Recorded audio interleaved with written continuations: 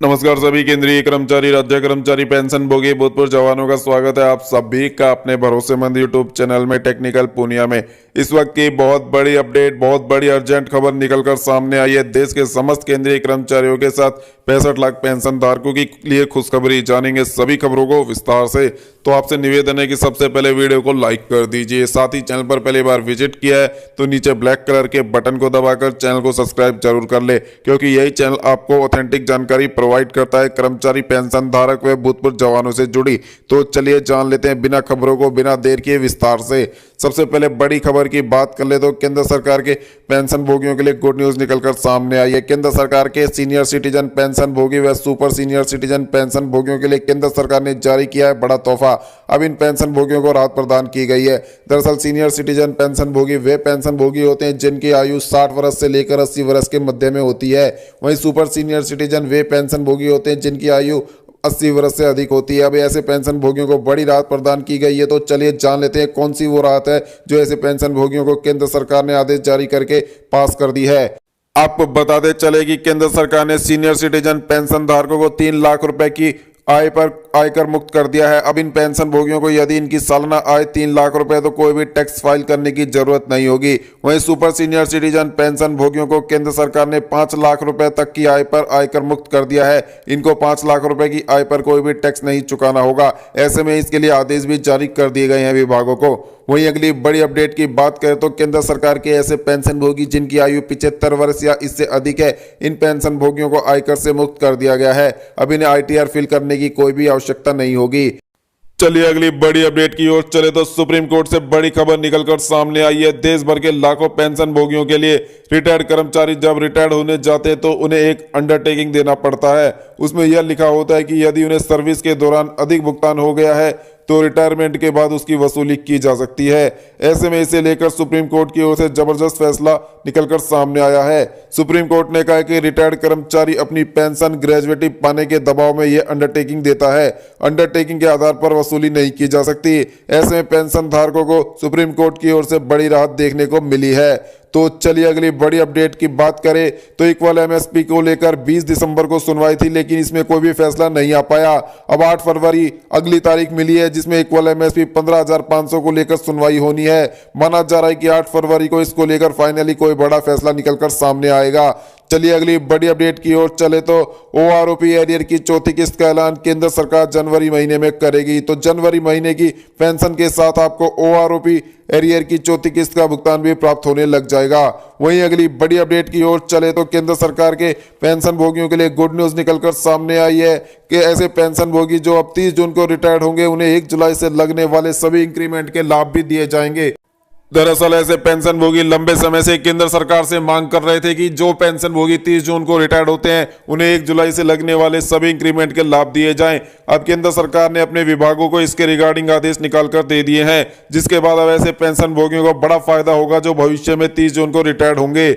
चलिए अगली बड़ी अपडेट की बात करें तो सुप्रीम कोर्ट की ओर से बड़ा फैसला निकलकर सामने आया है। जो कर्मचारी प्रोविजन पीरियड के दौरान काम कर चुके हैं पेंशन गणना के लिए प्रोविजन पीरियड को भी शामिल किया जाएगा। ऐसे में इन पेंशन धारकों को बड़ी राहत दी गई है। हाई कोर्ट का बड़ा फैसला, सर्विस के दौरान तृतीय और चतुर्थ श्रेणी के कर्मचारियों को अधिक भुगतान हो गया है तो उसकी रिकवरी नहीं की जा सकती। चलिए अगली बड़ी अपडेट की बात करें तो दिसंबर की पेंशन को लेकर बड़ी अपडेट निकलकर सामने आई है। जो पेंशन भोगी बैंकों से पेंशन प्राप्त करते हैं उनकी पेंशन 25 तारीख से लेकर 27 तारीख के बीच में खातों में पहुंच जाएगी। हालांकि जो पेंशन भोगी स्पर्श के माध्यम से पेंशन प्राप्त कर रहे हैं उन्हें 31 तारीख तक का वेट करना होगा, लेकिन स्पर्श पोर्टल पर उनकी पेंशन स्लिप पहले ही प्रोवाइड कर दी जाएगी 27 या 28 तारीख को। तो आप दिसंबर की पेंशन के लिए थोड़ा इंतजार करें। चलिए अगली बड़ी अपडेट की बात करें तो केंद्र सरकार ने बैंकों को फटकार लगाई है और बैंकों से कहा है कि आप पेंशन स्लिप में पूरी जानकारी प्रोवाइड करें। देखने में आता है कि आप पेंशन स्लिप में केवल बेसिक पेंशन और DA/DR का अमाउंट ही दिखाते हैं, जिसके चलते पेंशनर को बैंक के अनावश्यक रूप से चक्कर काटने पड़ते हैं। कई दिनों से हमें शिकायत मिल रही थी, जिसके बाद ये फटकार बैंकों को लगाई गई है और कहा गया है कि पेंशन स्लिप में आपको बेसिक पेंशन DA/DR का अमाउंट, उस महीने को एरियर प्राप्त हुआ है तो उसकी राशि, पेंशन पर कितना ITR लगा है या कोई कट हुआ है तो उसकी राशि, कम्यूटेशन की कितनी रिकवरी हुई है उसकी राशि, साथ ही अन्य पेंशन से रिलेटेड सभी डिटेल्स आपको पेंशन स्लिप में प्रोवाइड करनी है और पेंशन भोगी के मोबाइल पर, व्हाट्सएप पर और ईमेल आईडी पर आपको भेजनी है। यहाँ पर आपको ध्यान रखना है, अन्यथा आपके ऊपर कार्रवाई कर सकते हैं। चलिए अगली बड़ी अपडेट की बात करें तो केंद्र सरकार के कर्मचारी पेंशन धारकों के लिए गुड न्यूज निकलकर सामने आई है। अगले महीने से आपकी सैलरी पेंशन बढ़ जाएगी। दरअसल केंद्र सरकार के कर्मचारी पेंशन धारकों के लिए सैलरी पेंशन में संशोधन देखने को मिलेगा। बेसिक पेंशन और आपके डीए/डीआर के अमाउंट में दरअसल केंद्रीय कर्मचारी पेंशन धारकों के लिए महंगाई भत्ता और महंगाई राहत 1 जनवरी 2024 से रिवाइज हो जाएगा। हालांकि सवाल है कि केंद्र सरकार के कर्मचारी पेंशन धारकों के लिए महंगाई भत्ता 4% बढ़ेगा या 5% बढ़ेगा, लेकिन अभी तक के आंकड़ों के हिसाब से माना जा रहा है कि महंगाई भत्ता पूरे 5% बढ़ेगा और नया महंगाई भत्ता और महंगाई राहत आपके लिए 46% से बढ़ते हुए 51% पर पहुंच जाएगा। हालांकि केंद्र सरकार की ओर से इसका ऐलान मार्च महीने में किया जाएगा, तो मार्च महीने की जो सैलरी और पेंशन का भुगतान होगा वो आपको बढ़ाकर जमा करके दी जाएगी, जिसमें आपको जनवरी और फरवरी महीने का एरियर भी भुगतान करके दिया जाएगा। केंद्रीय कर्मचारी पेंशन धारकों के लिए महंगाई भत्ते और महंगाई राहत के आंकड़े उपभोक्ता मूल्य सूचकांक पर निर्भर करते हैं। उपभोक्ता मूल्य सूचकांक ने जुलाई, अगस्त, सितंबर, अक्टूबर महीने के अपने आंकड़े जारी किए हैं, जिसके बाद मौजूदा महंगाई भत्ते महंगाई राहत में 3.08% तक का उछाल दर्ज किया गया है और मौजूदा महंगाई भत्ता महंगाई राहत 46% से बढ़ते हुए 49.08% पर विराजमान हो चुका है।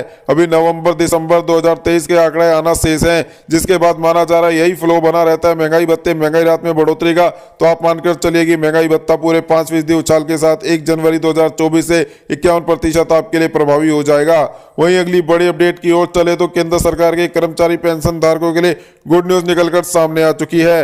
अब केंद्र सरकार के कर्मचारी पेंशन धारकों के लिए जल्द ही महंगाई भत्ता और महंगाई राहत 50% को छूने वाला है, जिसका फायदा कर्मचारी पेंशन धारकों को उनके बेसिक पे रिवीजन को लेकर मिलने वाला है।